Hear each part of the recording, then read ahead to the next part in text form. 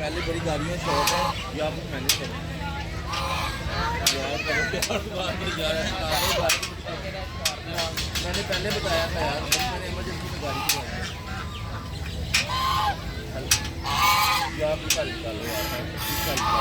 कोई मेहनत मजदूरी वगैरह भी देनी पड़ती है ना, दे दो कि लेबर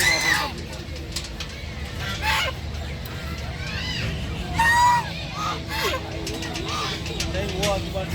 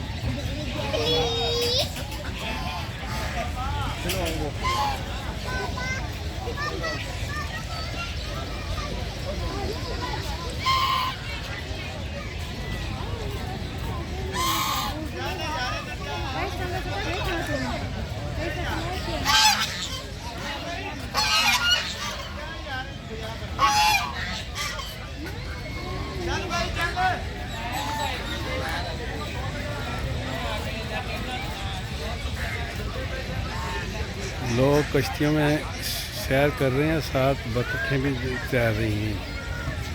काफ़ी बड़ी तादाद में बतखें हैं, सफ़ेद और रंग बिरंगी, काली, सुरख और सफ़ेद।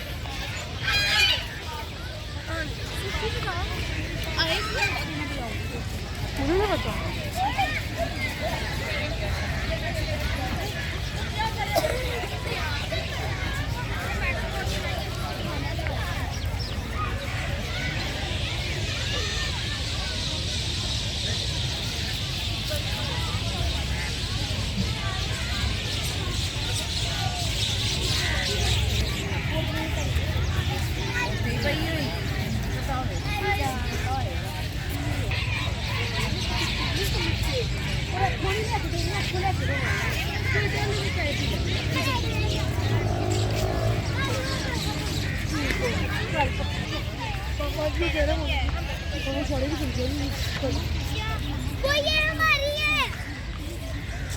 बेटा जी हमारी है, ये हमारी ऊपर गिर गई। हाँ जी। कब बंद है?